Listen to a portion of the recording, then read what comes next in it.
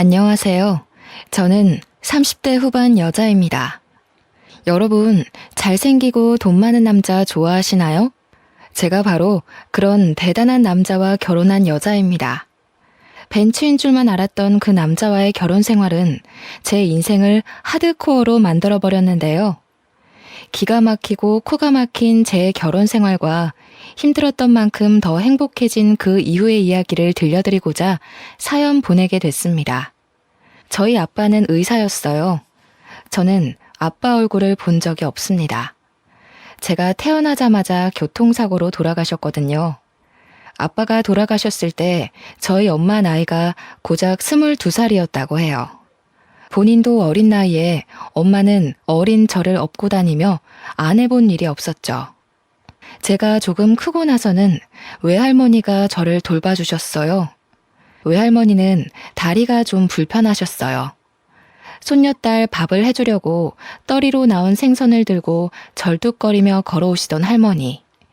밤에 재래실 화장실에 혼자 가기 싫다고 하면서 볼일 다 볼 때까지 밖에서 기다려달라는 손녀의 말을 늘 들어주던 할머니. 그런 할머니에게 보냈어요. 할머니 등에 업히면 그렇게 포근하고 따뜻할 수가 없었거든요. 지금 생각해보면 정말 미안한 일 투성이에요. 초등학교에 들어가고 나서 엄마는 더 바빠졌어요. 식당에서 일하느라 아침부터 밤까지 눈코 뜰 새 없이 바빴어요. 집에는 늘 할머니만 있었고 학부모 참관 수업에도 엄마 대신 할머니가 왔죠. 지영이네 엄마는 왜 저렇게 늙었냐고 친구들이 수군대던 날 저는 할머니에게 다신 학교에 찾아오지 말라고 소리를 질렀습니다. 제가 초등학교 4학년 때였어요. 그날 저녁 저는 화장실에 가다가 밤에 돌아온 엄마와 할머니가 부엌에서 나누는 얘기를 들었습니다. 다리도 안 좋으면서 뭐하러 자꾸 시장에 가세요. 먹을 거는 제가 식당에서 다 가져오잖아요. 이거 보세요. 넘어져가지고 바지 다 찢어졌잖아요. 걷어보세요. 약 바르게. 앞으로 지영이 업어주지도 마세요. 괜히 애까지 다치게 하지 마시고. 혼자 화장실에 앉아있다는 게 무섭다는 것도 있고 오줌을 누면서 훌쩍훌쩍 울었던 기억이 납니다. 그날 저는 몰래 손전등을 켜고 잠든 할머니의 바지를 걷어 할머니의 깨진 무릎을 한참 들여다봤어요. 그러면서도 할머니한테는 학교에 찾아오면 절대 안 된다고 우겼죠. 몇 달 뒤에 할머니는 얼음판에서 미끄러져 골반뼈가 부러졌어요. 뼈가 붙지 않아 몇 달 동안 고생하시더니 결국 다음 해에 돌아가시고 말았습니다. 할머니가 돌아가시기 전 TV 프로그램에 나오는 가족들이 둘러앉아서 배를 맛있게 깎아먹고 있었는데 할머니가 그걸 유심히 쳐다보시더라고요. 할머니, 저거 먹고 싶어? 할머니가 고개를 끄덕였어요. 저는 제 수중에 있던 몇백 원을 들고 시장으로 뛰어갔어요. 그런데 아무리 돌아다녀도 배를 찾을 수가 없었어요. 2월이었으니 배가 있을 리가 없었죠. 결국 저는 빈손을 호호 불며 집으로 돌아갔어요. 할머니는 추워서 제 곱은 손을 가져다 자기가 깔고 있는 요 안에 넣어주셨습니다. 할머니는 결국 배를 못 드시고 돌아가셨어요. 그 뒤로 저는 배를 잘 못 먹게 됐어요. 배만 보면 가슴이 아프더라고요. 나이가 조금씩 들수록 할머니 생각이 조금씩 더 났습니다. 제가 고등학교 1학년 되던 해에 저희가 새들어 살던 옆집에 할머니랑 손자가 들어와 살게 됐습니다. 옆집 할머니는 혼자서 손자를 키우고 계셨어요. 엄마 말로는 그 할머니 아들, 그러니까 그 집 남자애네 아빠도 의사였다고 했어요. 옆집 할머니 손자는 9살이었는데 말수도 적고 낯을 많이 가렸어요. 할머니네랑 저희는 금방 가까워졌어요. 귀가 어두운 할머니 대신 제가 전화를 받아드리곤 했죠. 엄마는 식당에서 음식을 가져올 때 옆집 목까지 가져오시게 됐죠. 할머니가 어린 손자 키우느라 혼자 애쓰는 게 안쓰럽다면서요. 할머니는 폐지를 주어 번 돈으로 손자를 어렵게 키우고 계셨어요. 저도 시간이 날 때마다 할머니 손을 덜어드리려고 그 집 청소나 빨래도 해드렸어요. 제가 학교 다녀오면 저녁 지어서 가져다 주고 옆집 손자랑 저랑 나란히 앉아서 숙제를 할 때가 많았죠. 그 애가 숙제를 잘하고 있나 들여다보면 애가 되게 똑똑하다는 걸 알 수 있었어요. 특히 초등학교 2학년 산수는 걔한테는 너무 쉬워 보였어요. 저는 근처 한 책방에서 위탁년 참고서를 싸게 사다가 걔한테 가르쳐 봤습니다. 뭐든 금방금방 이해하는 아이더군요. 그렇게 그 아이와 자주 지내다 보니 할머니가 돌아가신 이후 처음으로 혼자가 아니라는 느낌을 받았던 것 같아요. 누군가에게 마음을 준다는 것, 챙겨줄 대상이 있다는 건 생각보다 훨씬 더 좋은 일이었습니다. 저희 엄마도 늘 그러셨거든요. 너보다 힘든 사람들에게 친절하게 대하고 따뜻한 마음을 가져야 한다고요. 그러면 좋은 일이 생길 거라고요. 한 번은 옆집 할머니가 목욕탕에서 미끄러져서 다리가 부러졌어요. 할머니가 제대로 움직이질 못하니 집안 살림이며 손자 밥 챙기는 것까지 제가 다 도와드렸습니다. 할머니가 제 손을 잡고는 말씀하셨어요. 아이고, 지영이는 어쩌면 그렇게 이쁘고 상냥하니? 지영이 같은 며느리들이면 내가 소원이 없겠어. 지영이도 공부 열심히 해서 아빠처럼 의사 되렴. 지영이같이 착한 의사가 있으면 병이 그냥 싹 나을 것 같아. 그건 저희 외할머니가 늘 하시던 얘기였어요. 할머니도 당신 사위, 그러니까 저희 아빠가 얼마나 잘생기고 착했는지 얘기하시면서 저도 아빠처럼 남을 돕는 의사가 되라고 하셨었죠. 그렇게 가족처럼 지내길 1년이 흘렀는데 제가 고2 때 저희는 이모가 살고 있던 충청도로 이사를 가게 됐어요. 엄마가 이모랑 이모부가 하던 농장 일을 좀 도우며 지내기로 하셨거든요. 친구들이랑 헤어지는 것도 슬펐지만 무엇보다 옆집 할머니랑 손자랑 헤어지는 게 슬펐어요. 할머니, 제가 자주 놀러 올게요. 무리하지 마시고 건강하게 계셔야 해요. 수환이도 할머니 말씀 잘 듣고 누나가 공부 도와주기로 했는데 미안해. 수환이는 진짜 훌륭한 사람이 될 수 있을 거야. 알았지? 제 말을 듣고 있던 그 애는 얼굴이 잔뜩 굳어져서 혼자 구석에 가만히 서 있더니 그만 대문 밖으로 뛰어나가 버렸어요.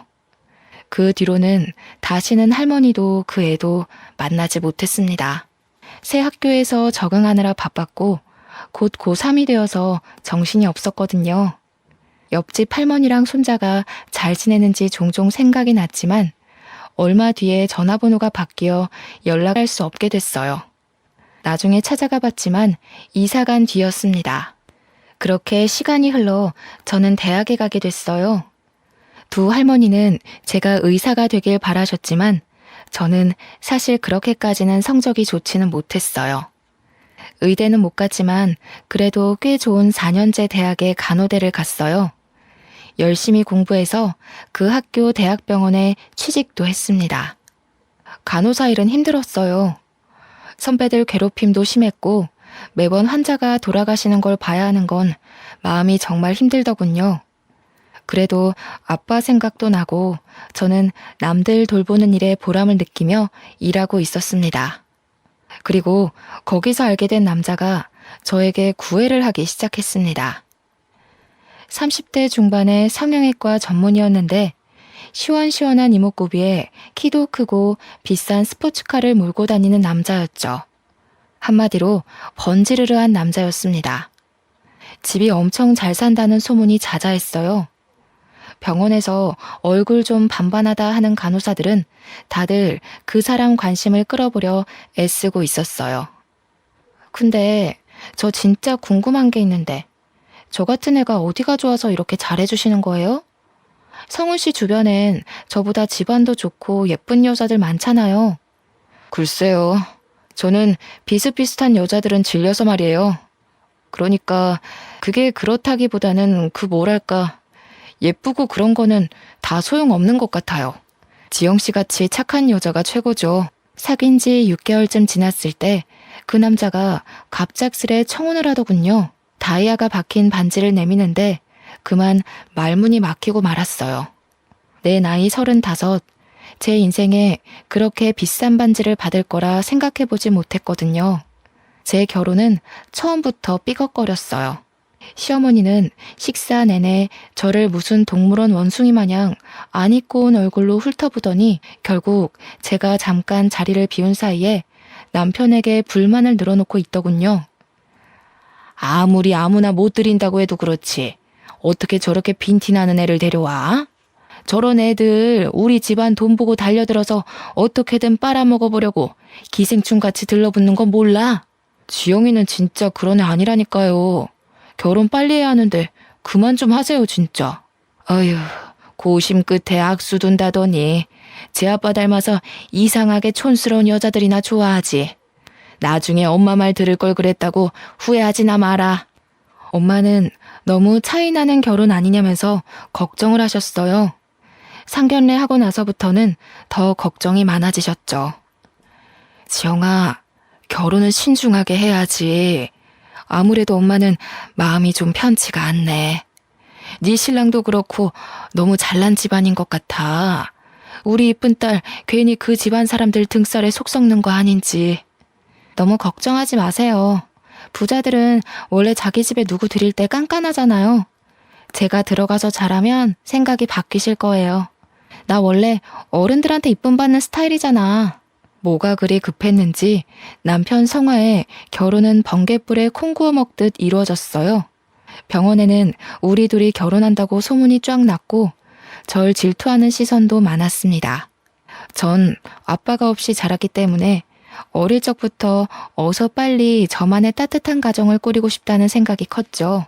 어쩌다 보니 나이만 잔뜩 먹었는데 이보다 더 괜찮은 남자를 만나기 어려울 거라는 생각을 했던 것 같아요. 괜찮을 거라고 엄마를 다독이면서 제 마음도 다독였던 것 같습니다. 하지만 그 집안 사람들이 좀 이상하다는 걸 알기까지는 오래 걸리지 않았어요. 부잣집 여자들은 자기들끼리 사교 모임을 하더군요. 시어머니는 거기에 저를 꼭 데려가야겠다고 하시는 거예요. 저는 그게 그래도 저를 가족으로 받아주려고 그러는 거라고 생각했어요. 그런데 그 반대였더군요. 시어머니는 저를 사람들한테 선보이고 품평하게 하려고 데려간 거였습니다. 처음 모임에 간 날 화장실에서 만난 시누이가 자기 친구 앞에서 제 차림을 보면서 비웃을 때부터 알아봤어야 했죠. 어머 언니, 그건 어디 옷이에요? 설마 시장에서 산 거 아니죠? 무슨 소리예요 아가씨, 이거 백화점에서 산 거예요. 백화점? 아, 서민들은 백화점 할인대를 그렇게 좋아한다던데. 그거 다 팔다 남은 거 파는 거잖아요. 설마 그런 데서 산 거예요? 하기는 오빠는 대체 자기 와이프 제대로 된 옷 하나 안 사주고 뭐한대? 야, 너 왜 그래? 자존심 센 너네 엄마가 어른이 다 챙겨서 데려오셨으려고. 야, 우리 엄마가 어떤 분이신데 며느리 옷까지 챙겨서 데려와? 우리 엄마는 아주 철두철미한 분이라고. 세상에 공짜가 어딨냐 이거지. 사실 맞는 말이잖아. 우리한테도 절대로 뭘 공짜로 안 주는 분인데 오빠가 그런 것까지 닮았나? 쪽팔리게 와이프를 저렇게 다니게 하면 어떡해. 너무 심한 말을 들으니까 오히려 말이 잘 안 나오더군요. 저는 얼굴이 화끈해진 채로 식사 자리로 갔어요. 어머, 피부 좋은 것 좀 봐.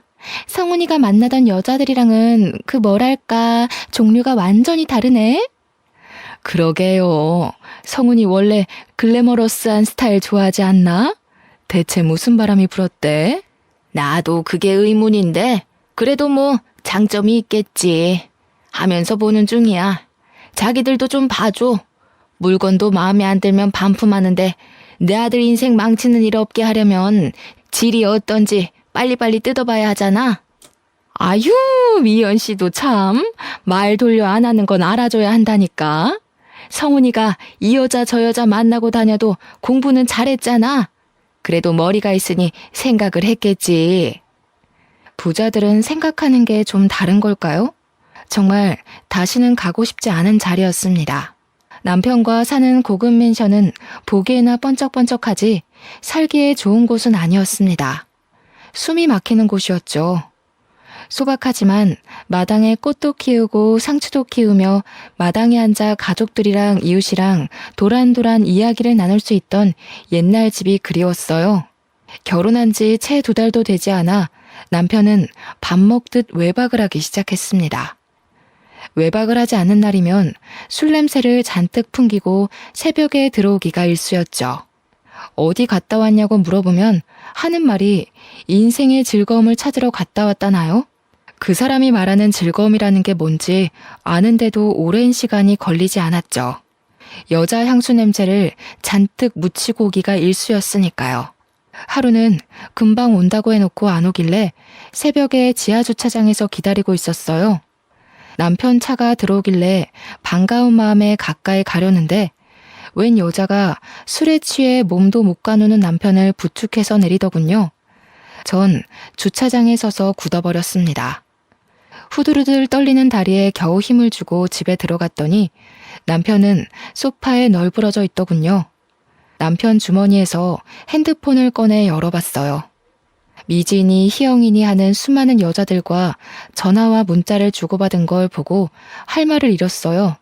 그날 뜬 눈으로 밤을 지새웠습니다. 저번에 그 여자는 누구야? 당신 새벽에 온 날 옆에 웬 여자가 같이 왔던데? 언제? 새벽에 들어온 날이 하도 많아서 모르겠는데. 안 들어온 날이 더 많던가? 집이 너무 지루해서 말이야. 오고 싶어야 말이지. 지루해서 그렇게 이 여자 저 여자 건드린다는 거야? 누구 말하는 거지? 왜? 안 돼? 그러니까 당신이 좀 안 지루하지 그랬어. 당신 같은 여자는 좀 다를 줄 알았는데 하나도 다를 게 없더라고. 결혼이 이렇게 재미없을 줄이야. 지금 그걸 말이라고 해? 당신 진짜 제정신이야? 재미없으면 무슨 짓이든 다 해도 돼? 하면 안 되는 이유는 또 뭔데? 간통죄로 고소하려고? 하려면 해봐. 빈손으로 와서 내 집에 빌붙으면서 그 정도도 못 참아주냐? 하기는 우리 엄마 말대로 너 같은 애들이 하는 짓이란 게 다 그런 거겠지 뭐. 눈치도 없고 염치도 없고. 그 와중에 저는 시어머니랑 신우한테 사교 모임에 끌려다녀야 했습니다. 그 모임을 생각하는 것만으로도 죽을 맛이었어요. 바보 같은 생각이지만 그때는 그것도 안 하면 그대로 이혼일지도 모른다는 생각에 거부할 수가 없었어요. 아이고, 지영씨 잘 지냈어? 어떻게 얼굴이 좀 안 좋아 보이네? 하기는 성훈이 같은 남자랑 살기가 쉽지 않지? 시어미도 시어미인데 성훈이가 진짜... 성훈이가 우리 딸 싫다 그러길 천만 다행이었달까? 요즘 일이 힘들어서요. 세화 아주머니는 잘 지내셨어요? 아주머니는 갈수록 더 이뻐지시는 것 같아요. 나? 내가? 어머, 고마워. 남들이 그렇게 말하면 빈말 같은데 지영씨가 말하면 진짜 같다니까. 그렇게 말해주니까 내가 또 좀 미안해지네. 지영씨는 뭐 진짜같이 말하는 기술이라도 있는가 봐? 진짜예요. 얼른 들어가요. 다들 기다리고 있겠어요. 왜 이제 오니? 아이고, 저 꼬락서니 옷 못 입는 건 여전하구먼. 우리 집안 이제 백화점이랑 장학재단도 운영해야 하는데 저런 애가 성훈이 옆에 있어야 한다니 앞날이 아주 그냥 캄캄하네. 진짜야? 그거 다 성훈이네한테 물려주는 거 맞아? 결혼도 했는데 여태까지 안 물려주는 거 보면 뭐 다른 수가 있는 거 아니었어? 이 여편 애들이 알지도 못하면서 그 촌스러운 노인네가 그 많은 재산 가지고 뭘 하겠어? 그냥 욕심나서 안 주고 있는 거지. 어차피 얼마 살지도 못할 거 왜 그렇게 끌어안고 있는지 물려줄 데도 없으면서 이승에 무슨 미련이 남아서 그날까지 펄펄 살아있는지 원. 펄펄 살아있는 건 아니지. 그때 입원하느라 성훈이 결혼식에도 참석 못하셨잖아. 그나저나 그 노인네 요새는 어디서 지내시나? 울 시엄마도 슬슬 양로원으로 보내야 할 텐데. 그 외에 고려호텔 양로원이 괜찮다던데. 그 할망구는 그런데 안 가. 그런데라도 좀 박혀 있었으면 좋겠는데 어찌나 촌스러운지. 그런 데는 답답해서 못 있는다나? 맨날 집에 돌아갔다가 탈나서 병원에 입원하잖아. 아유, 진짜 누가 성훈이 할머니인 줄 알까봐 겁난다니까. 아, 그 할머니 고집만큼 목숨줄 질긴 거는 우리가 다 알지. 자기가 고생이 많아. 얼른 물려줘야 성훈이가 병원도 차리고 할 텐데. 뭐 90이 다 된 할망구가 버티면 얼마나 버티겠어. 우리는 그냥 조금만 기다리면 좋은 날이 오겠거니 하면서 참고 견디고 있어. 문제는 얘지. 도대체 언제까지 저렇게 촌스러울 건지 원. 에이, 왜 그래. 지영이같이 자연스러운 애들이 진짜 이쁜 거지. 솔직히 성훈이가 만나던 여자들 다 성형빨이었잖아. 자연스럽긴 개뿔이 자연스러워. 요즘엔 빈티나고 촌스러운 걸 자연스럽다고 하나 보지? 왜? 네 딸 못생겼다고 성훈이가 퇴짜 놓은 게 아직도 분한가 봐? 솔직히 말이 나왔으니까 말이지. 내 아들처럼 잘난 애가 도대체 왜 저렇게 아무것도 볼 게 없는 여자랑 살아야 해? 그 사람들 틈에 있다가는 저까지 정신이 이상해지는 거 아닌가 싶더군요. 저는 그래도 병원에서는 이성을 잃지 않으려고 노력했어요. 교대 근무를 하면서 환자들한테 시달리다 보면 간호사들도 힘들고 짜증이 나기 마련이거든요. 저는 엄마의 가르침대로 절대 환자들에게 짜증내지 않고 친절하게 대했어요. 제가 아무리 힘들어도 아픈 건 환자들이니까요.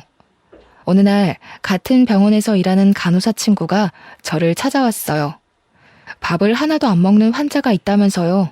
우리과 간호사들 다 포기했어. 네가 할머니들한테 잘하잖니? 한번 얘기 좀 해봐. 저러다 돌아가시겠어. 가봤더니 비쩍 마른 할머니 한 분이 계시더군요. 다리가 부러지셨는데 입맛이 없다면서 하루에 한 끼도 제대로 안 드신다는 거였어요. 저는 어릴 때 저희 할머니가 다쳐서 누워 계셨던 모습이 생각나서 마음이 찡했어요. 할머니 손을 잡고 왜 밥을 안 드시냐고 물어봐도 할머니는 대답을 안 하셨어요. 걱정이 되어서 저는 하루에 2번씩 할머니를 찾아갔어요. 며칠 동안 할머니는 한마디도 안 하셨어요. 할머니, 안녕하셨어요. 오늘 날씨가 참 좋죠? 오늘 고등어 반찬이 나왔던데 식사는 좀 하셨어요? 저는 고등어를 좋아해요. 저 어릴 때 저희 할머니가 저 주시려고 자반 고등어를 얻어오시곤 했거든요. 저는 지금도 그때 먹었던 고등어 반찬이 세상에서 제일 맛있는 음식이었던 것 같아요. 그때까지 꿈쩍도 안 하시던 할머니가 갑자기 치마 속을 뒤지시더라고요. 할머니는 치마 속에 숨겨놨던 박하사탕 하나를 꺼내더니 제게 주셨어요. 이거 저 주시는 거냐고 했더니 말없이 고개만 끄덕이셨어요. 저는 그 사탕을 소중히 품고 집에 돌아갔습니다. 다음 날 할머니에게 또 찾아갔어요. 사탕 맛있게 잘 먹었어요, 할머니. 어쩐지 답답한 이 좀 시원해지는 것 같지 뭐예요? 할머니가 주신 사탕에 무슨 마법이라도 들어있었나? 저한테 맛있는 거 주셨는데 할머니한테도 맛있는 거 드리고 싶어요. 뭐 드시고 싶은 거 없으세요? 할머니는 여전히 말이 없으셨어요. 저희 할머니는 아파서 누워 계실 때 배가 드시고 싶다고 그러셨어요. 그런데 그때 겨울이라 배를 못 구했거든요. 참, 그때는 제가 너무 어렸죠. 잘해드린 것 하나 없는데 너무 일찍 돌아가셨어요. 그때 할머니가 처음으로 말씀하셨어요. 막걸리. 어? 막걸리요? 아, 술은 좀 그런데. 할머니, 막걸리 말고 다른 거 드시고 싶은 건 없으세요? 막걸리. 아이고, 알겠어. 막걸리 가져다 드릴게요.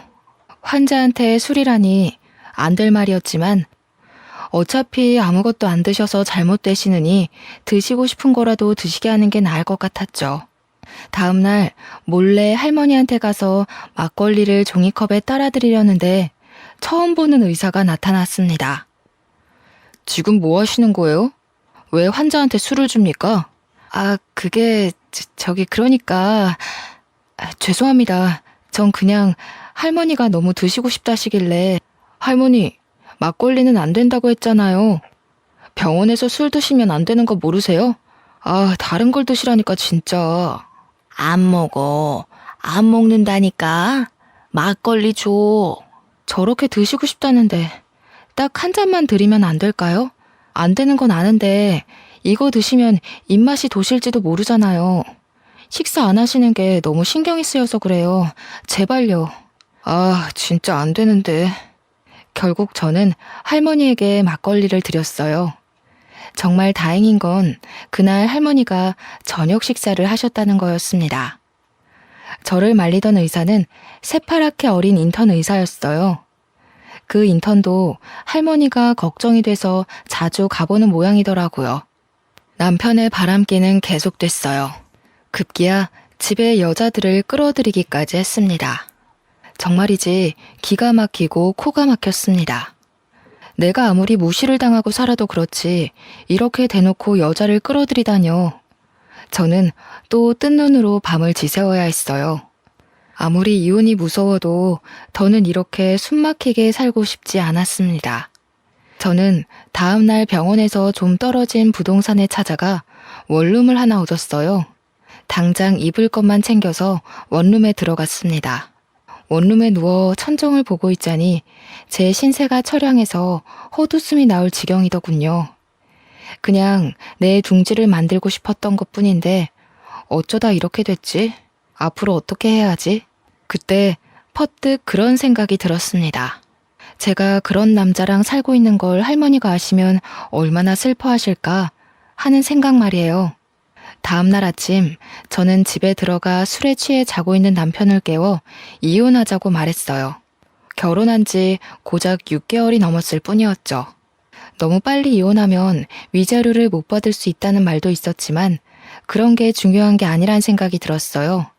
그런데 남편이 싫다는 거였습니다. 이유가 가관이었습니다. 아, 좀 기다려봐. 뭐 이렇게 급해? 이혼하면 그 할망구가 재산 안 물려줄지도 모른단 말이야. 결혼하면 금방 줄 줄 알았는데. 콩고물이라도 받으려면 더 참고 견뎌야지. 안 그래? 세상에 공짜가 어딨어? 그날 저녁 근무가 끝나고 원룸에 들어가 사탕할머니가 주신 박하사탕을 들고 바깥으로 나갔어요. 가슴이 답답해서 바람이라도 쐬려고요. 거기서 사탕할머니 때문에 알게 된 인턴이를 만났습니다. 알고 보니 옆집에 그 인턴이가 살고 있었더라고요. 그 사람은 아무것도 묻지 않고 제 옆에서 별을 보고 있었습니다. 제가 결혼한 걸 알 텐데 왜 혼자 원룸에 사는 건지 물어보지 않는 게 참 고마웠어요. 이혼 자체보다 병원 사람들이 수군대고 남편이랑 어떻게 된 거냐고 물어볼 게 너무나 두려웠습니다. 다행히 사탕할머니는 밥을 그 뒤로 곧잘 드셨어요. 할머니가 드시고 싶다는 게 있으면 저는 조금이라도 빨리 갖다 드리려고 노력했어요. 제 현실은 너무나 답답했지만 사탕 할머니한테만 가면 마음이 한결 편해졌어요. 할머니는 저에게 이것저것 물어보실 정도로 마음을 여셨습니다. 몇 살인지, 부모님은 살아계신지, 어린 시절은 어디서 보냈는지 그런 걸 조금씩 물어보시더군요. 본인 얘기도 해주셨어요. 남편을 일찍 여의고 혼자 아들을 키우느라 안 해본 일이 없으시다고요. 저희 집 얘기랑 비슷해서 할머니에게 더 정이 갔습니다. 나이 드셔서라도 좀 편하게 사시면 좋을 텐데 보니까 찾아오는 식구 하나 없는 게 좀 안쓰러웠죠. 인턴이도 그렇게 생각하는지 제가 누구 찾아온 사람 없냐고 물어보니까 없었다고 하면서 한숨을 쉬더군요. 어느 날 집 앞에 밤바람을 쐬러 갔다가 그 인턴이를 또 만났어요. 한참을 가만히 별을 보며 있다가 그의 이야기를 듣게 됐습니다. 인턴이도 어릴 적 부모님이 돌아가셔서 할머니가 키워주셨다고 했어요. 알고 보니까 그 사람도 할머니가 그리워서 사탕할머니를 자주 찾아가는 거였습니다. 할머니가 그리울 때마다 별을 봐요. 할머니가 저한테 아빠처럼 의사가 되라고 자주 말씀하셨거든요. 그런데 의대 합격하기 전에 돌아가셨어요. 의사 가운 입은 모습 꼭 보여드리고 싶었는데 그 사람 옆에서 별을 보고 있으려니 어쩐지 혼자가 아니라는 기분이 들었습니다. 평화는 오래가지 않았어요. 며칠 뒤 병원에서 저는 남편이 갓 들어온 어린 간호사를 데리고 약품 창고로 들어가는 걸 목격하고 말았습니다. 남들 시선도 시선이지만 어린 간호사가 제 남편에게 잘못 놀아날지도 모른다는 생각에 말려야 할 것 같았어요. 문을 벌컥 열었습니다. 여기서 뭐 하는 거야? 남들 보면 어쩌려고. 진짜 사람들한테 망신당해야 속이 시원하겠어? 거기 신입도 이 사람하고 엮이지 말아요. 입사하자마자 사람들 입방아에 오르내리고 싶어요? 어허, 이거 집 나간 여자가 왜 말이 많아? 난 어차피 여기 나가서 병원 개원할 거라 상관없는데? 집에서 바가지를 못 긁으니까 밖에서라도 괴롭히는 거냐? 그렇게는 안 되지. 너 따위가 뭐라고 나를 방해해? 봤죠? 이 인간 쓰레기인 거. 좋은 말로 할 때 얼른 나와요. 거참 말 더럽게 많네. 너는 그냥 입 다물고 내 대외용 와이프 노릇이나 하면 돼. 재미없어도 내가 데리고 살아준다잖아. 앞으로 백화점도 생기고 재단도 생길 텐데 뭔 불만이 그리 많아? 그냥 입만 다물고 있으면 된다니까. 저는 결국 약품 창고 문을 닫고 나왔습니다. 괜찮은 줄 알았는데 결국 눈물이 흐르더군요. 눈물을 훔치며 화장실 쪽으로 가는데 옆집 인턴이와 딱 마주쳤습니다. 왜 우냐고 얼굴에 물음표를 잔뜩 띄우고 물어보는데 전 별일 아니라면서 화장실 쪽으로 도망쳤어요. 그런데 그 사람이 남편이 들어가 있는 약품 창고 문을 벌컥 여는 게 아니겠어요? 아, 세준 씨, 거긴 안 돼요. 그냥 가던 길 가시라니까. 창피한 마음에 말려봤지만 그는 이미 모든 걸 목격한 후였죠. 그날 시어머니로부터 다음 모임에 참여하라는 호출이 왔습니다. 저는 시어머니를 만나 단판을 지으려고 일단 찾아갔어요. 남편이 지금까지 심하게 바람을 피웠고 지금 별거 중이며 병원에서까지 여자들을 건드리고 다닌다는 걸 알리며 이혼하겠다고 말했습니다. 그런데 이 집안 사람들은 저를 실망시키는 법이 없더군요. 시어머니는 뭐 그런 걸 가지고 소란을 피우냐는 얼굴이었습니다. 그게 다야? 뭐 별것도 아니구먼. 우리 아들같이 다 가진 남자랑 살면서 그 정도도 없을 줄 알았어? 우리가 물려받을 재산이 얼만데 세상에 공짜가 어디 있니? 성훈이가 너랑 이혼한다고 안 하는 것만 해도 다행인 줄 알아. 그래요, 언니. 언니가 지금 이혼하면 언감생심 우리 오빠 같은 남자 만날 수 있을 것 같아?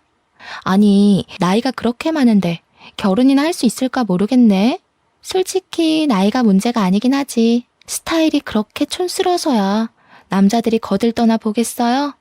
이혼이야 소송하면 되지만 솔직히 전 그 모든 걸 감당할 자신이 아직도 없었어요.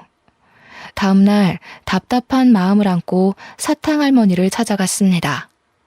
그동안 사탕할머니는 뼈가 무사히 붙어 내일이면 퇴원을 하게 되었어요. 할머니가 무사히 나와서 정말 다행이에요. 그러니까 밥 잘 드셔야 한다고 했죠? 그래도 살도 좀 붙으시고 한결 좋아지셨어요. 할머니 퇴원 기념으로 제가 소원 하나 들어드리고 싶은데 혹시 바라는 거 있으세요?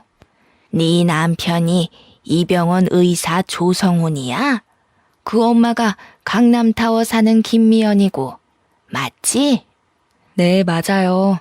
아이고, 우리 할머니는 귀도 밝으시네. 어떻게 그걸 다 아셨대? 하긴 사람들이 어지간히 떠들죠. 귀가 밝으신 거 보니까 밥도 많이 드실 수 있겠다. 밥 많이 먹어야 퇴원시켜드려요. 얼른 하세요. 그 인간 아주 인간 말종이지? 같이 살기 아주 더럽지? 말종도 그런 말종이 없지? 시엠이랑 해가지고 시동생도 아주 싹퉁머리를 밥 말아 먹었지? 아니, 그걸 어떻게... 아니에요, 할머니. 저희 남편이 얼마나 저를 아껴주는데요. 그날 사탕할머니는 목욕탕에 가고 싶다고 하셨어요. 동네 목욕탕에 가고 싶으시다고 그게 소원이라고 하셨습니다. 인턴의 세준 씨의 도움을 받아서 할머니를 모시고 가까운 목욕탕으로 갔어요. 저희 할머니를 씻어드리는 심정으로 구석구석 씻어드렸습니다. 오히려 제가 한을 푸는 느낌이었어요. 목욕을 하고 나와서 우유를 하나 사드렸더니 할머니는 저한테 너는 소원이 없냐고 물으셔요. 저는 돌아가신 할머니가 보고 싶다고 했습니다. 제 소원은 돌아가신 할머니에게 배를 사드리는 거였으니까요. 사실은 제가 지금 이혼을 해야 할 것 같거든요. 정말 좋은 가정을 꾸릴 수 있을 줄 알았는데 제가 겉모습만 보고 단단히 착각한 거였어요. 결혼한 남자를 고를 때는 저희 엄마 말대로 신중하게 생각을 했어야 했는데 제가 정말 바보였어요. 그러게, 너 같은 애가 어쩌다 그런 인간 말종이랑 결혼을 했어? 엄마가 말릴 때 들었어야 했는데 이제 와서 이혼한다 그러면 엄마가 얼마나 속상해 하실지. 저는 그렇다 쳐. 엄마가 속상해 하실 거 생각하면 시어머니가 그 집 사람들이 저를 투명인간 취급해도 참아야 하는 거 아닌가 하는 생각이 들어요. 참긴 뭘 참아. 네가 무슨 열부라고 그딴 것들을 참고 있어? 이혼 그거 별거 아니여. 내가 살아보니까 말이여. 세상에 별일이랄 거 하나도 없어. 그저 자기 사람들하고 재밌게 살면 되는 거요. 네가 엄마 때문에 그런 놈이랑 이혼 못한다는 거 알면 네 엄마가 퍽이나 좋아하겠다. 할머니가 핀잔 주듯 말씀하시긴 했지만 그렇게라도 털어놓으니 마음이 한결 홀가분하고 할머니 말씀이 맞는다는 생각이 들었어요. 다음 날 사탕 할머니한테 가보니 이미 태어나신 후였어요. 그런데 간호사 하나가 저한테 김양순 할머니가 전해주라고 했다면서 봉투 하나를 건네더군요. 봉투 안에는 A4 용지에 인쇄된 편지가 한 장, 그리고 유언장이 들어있었습니다. 변호사가 할머니 대신 작성한 편지와 유언장의 내용인 즉슨 저한테 유산의 반을 물려주겠다는 거였습니다. 지영이 보거라. 나는 내 나이 20도 안 되어 애아빠를 먼저 보내고 안 해본 일이 없이 살았다. 열심히 하면 나라고 떵떵거리며 살지 못하리라는 법이 없으리라고 생각했어. 안 해본 일이 없었지. 닥치는 대로 일했단다. 결국 강남이 개발되기 전에 산 땅값이 어마어마하게 불어났고 나는 서울에 백화점을 갖게 되었단다. 부자가 되어 떵떵거리는 거 그게 그렇게 소원이었는데 그것도 별거 아니더구나. 남편을 일찍 보낸 것도 모자라 아들까지 일찍 보내고 나니 정말 사는 낙이 없었어. 돈이 아무리 많으면 뭐하겠니? 즐거운 일을 나눌 사람이 없는데. 짧은 시간이었지만 너랑 세준이를 만나서 참 행복했단다. 내 증손주조차 내가 저 일하는 병원에 입원해도 창피하다고 한 번도 찾아오지 않았는데 너희들이 매일같이 찾아와줘서 얼마나 즐거웠는지 모른다. 특히 지영이 네 덕에 몇십 년 만에 사는 재미를 느껴봤다. 내 증손주가 네 남편 조성훈이다. 증손자 며느리인 줄 알았으면 진작에 말을 해줄걸. 우리 아들은 반듯한 애였는데 손자나 증손자가 왜 그 모양인지 모르겠다. 조성훈이라는 녀석 아무리 고쳐 쓰려고 해도 어려운 몹쓸 놈인 거 내 속속들이 잘 알고 있다. 네가 그런 남편의 시애미까지 감당하느라 그동안 얼마나 고생이 많았니? 나는 갈 날이 얼마 남지 않았다. 가기 전에 이승에서 기쁨을 느낄 수 있게 해줘서 정말 고맙구나. 내 성희가 네가 당한 아픔에 조금이라도 위로가 되면 좋겠다. 유언장에 따르면 저뿐만 아니라 인턴의 세준 씨한테도 원룸 건물이 하나 주어졌습니다. 이게 무슨 자다가 하늘에서 떡이 떨어지는 소리일까요? 사탕 할머니가 남편의 증조 할머니였다니. 그것도 놀라운데 저한테 재산의 반을 주시겠다니. 저희 엄마가 늘 남들한테 잘하면 자다가도 떡이 생긴다고 했는데 그게 이런 걸 말한 거였나 봅니다. 편지에는 재산의 나머지는 모두 기부하겠다는 내용도 있었습니다. 그러니까 내 남편 조성훈과 시어머니 김미연, 그리고 시누이 조성미까지 증조 할머니로부터 아무것도 받지 못한다는 거였죠. 그들은 받지도 않을 재산을 받을 걸 계산해 돈을 끌어다 쓰고 있었는데 큰일이 난 거였죠. 대학병원 탈출한다고 노래를 부르던 남편은 대출을 내서 병원을 꾸려 이제 개업만 앞둔 상황이었습니다. 남편은 결국 다 차려놓은 병원을 몽땅 빚으로 떠안게 되었습니다. 돈도 돈이지만 의사 면허를 잃었거든요. 남편이 약품 창고에 들락거리는 걸 이상하게 생각한 인턴의 세준 씨가 남편이 마취약품을 몰래 빼돌린다는 사실을 알게 됐고, 조사 끝에 남편이 그 약품들을 각성제 등의 용도로 엄청나게 복용하고 있다는 것이 밝혀졌습니다. 어쩐지 그 인간 하는 짓이 정상은 아니긴 했죠. 저는 세준 씨에게 감사 인사라도 해야 할 것 같아서 음료수를 들고 세준 씨 집 앞으로 갔어요. 초인종을 누를까 하다가 그냥 음료수만 두고 오려는데 문이 열리고 세준 씨가 나왔습니다. 고마웠다고 인사라도 하려고 왔어요. 이제 자주 못 뵐 것 같아서. 절 위해서 하신 일은 아니겠지만 덕분에 남편한테서 벗어날 수 있게 된 것 같아요. 세준 씨도 부모님 없이 어렵게 큰 것 같던데. 할머니가 세준 씨 것도 남겨주셔서 다행이에요. 저한테 다 주시긴 했지만. 받을만 하니까 주셨죠. 지영 씨는 받을 자격 있어요. 제가 그걸 다 어디다 쓴다고 저한테 그렇게 큰 돈을 물려주셨는지. 아무튼 다음 주에 할머니 뵈러 갈 건데 괜찮으시면 저랑 같이 가요. 돈이야 좋은 데 쓰면 되죠. 근데 아직도 저 모르시겠어요? 예? 모른다니 뭘. 저 수환이에요. 옆집 살던 지수환이요. 누나가 저 공부도 가르쳐주고 밥도 해주고 그랬잖아요. 할머니가 이름 바꿔야 한다고 바꿔주신 건데 아무리 그래도 그렇지 어떻게 그렇게 몰라보세요? 저는 누나 보자마자 알아봤는데. 누나 이사가고 얼마나 누나 생각 많이 했는데요. 그런 남자랑 결혼할 줄 알았으면 진작 찾아내는 건데. 그 꼬질꼬질한 꼬마가 의사가 됐다고? 어릴 때부터 똑똑하긴 했지만 이름도 다른데다 그때랑 달리 키가 너무 훤칠하게 크고 인물도 훨씬 좋아져서 못 알아봤던 거였어요. 남편이랑 시댁 식구들은 아직 유언장에 대해 모르고 있었습니다.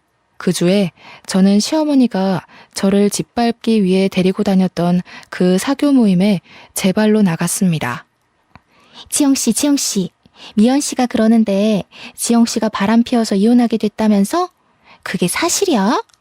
아무리 봐도 지영씨가 그럴 사람이 아닌 것 같아서 말이야. 미연씨가 거짓말한 거지? 하긴 그 여자 거짓말이야. 하루 이틀 들은 게 아니니까. 저는 들어가자마자 유언장 사본을 시어머니에게 던져버렸습니다. 바람을 피우긴 누가 피워요? 당신 아들이 쓰레기의 망난이라서 이 여자 저 여자 건드리고 다니고 병원 약까지 빼돌려서 마약놀이 하다가 의사면허 정지당한 거잖아. 이제야 내가 맘 편히 이혼할 수 있게 됐는데 쓰레기 같은 아들이 한 짓을 나한테 떠넘겨? 뭐야, 이게 병원에서 잡돌이에서 내 아들 앞길을 막더니 여기까지 와서 뭐라고? 당신 아들이 망나니인 게 내 잘못이야? 당신이 잘못 키운 탓이지. 어떡해요? 당신 집안 사람들이 그렇게 자랑하던 그 백화점이니 재단이니 하나도 못 받게 되셨어요. 그거 한번 잘 읽어보세요. 그 재산들이 다 누구한테 가는지, 그 집안 사람들이 왜 유산 받을 자격이 없는지는 제가 잘 설명해 드릴 수 있고요. 뭐? 그게 무슨 재산을 못 받게 됐다니 그게 무슨 소리야? 니까짓 게 그런 걸 어떻게 알아? 응? 내 아들 앞길 막는 것도 모자라서 재산까지 가로챈다는 거야? 니 처녀는 그냥. 시어머니가 일어나 제 뺨을 때리려 하는데 사교 모임 사람들이 다 같이 시어머니를 막았어요. 사람들이 시어머니를 끌고 나가 문 밖으로 밀어버렸습니다. 그리고 문을 잠가버렸어요. 시어머니가 문을 막 두드리면서 소리를 질렀습니다. 자기들이 나한테 어떻게 이럴 수 있어? 이러고도 후회 안 할 것 같아? 되게 시끄럽네 진짜. 진작에 끌어냈어야 하는 건데 저 품이 없는 소리 듣는 것도 하루 이틀이지 귀가 썩을 것 같았다니까. 맞아요, 맞아. 아유, 진짜 어찌나 천박한지. 우리가 어이없어서 어떻게 하나 보려고 어울려주는 것도 모르고 자기가 무슨 여왕님이라도 된 것처럼 굴잖아. 가진 것도 쥐뿔도 없는 게. 저는 받은 유산의 대부분을 사회에 환원했어요. 남들이 생각한 것처럼 병원을 그만두지도 않았죠. 저는 제 일을 좋아하거든요. 사탕할머니한테 재산보다 훨씬 더 좋은 선물을 받았거든요. 바로 지금의 남편 세준 씨입니다. 어릴 적 제가 이사 간다고 잔뜩 골이 나서 집 밖으로 뛰쳐나가던 소년 수환이는 18년이 지나 신경외과 의사가 되어 제 앞에 나타났고 제 남편이 되었습니다. 제가 어린 남자랑 결혼한다는 소문이 돌자 남편은 집 앞에 와서 문을 두드리며 자기가 잘못했다고 한 번만 봐달라고 빌다가 경찰에게 잡혀갔어요. 저희 부부는 마당이 있는 집을 사서 저희 엄마와 사탕할머니를 모시고 와서 함께 살았습니다. 딸도 하나 낳았고 저희가 그렇게 그리워하던 사람 사는 재미를 실컷 느끼면서 살고 있습니다. 사탕할머니가 몇 년 후 돌아가셨지만 돌아가시기 전까지 저희와 즐거운 추억을 많이 쌓으셨어요. 제 이야기는 여기까지입니다. 정말 힘든 일도 많았지만 저희 엄마 가르침대로 늘 좋은 마음을 잃지 않으려 노력했더니 인생이 180도 바뀌었습니다. 제 이야기를 들어주신 여러분들께도 쨍하고 볕들듯이 좋은 일들이 생기길 바랄게요. 감사합니다.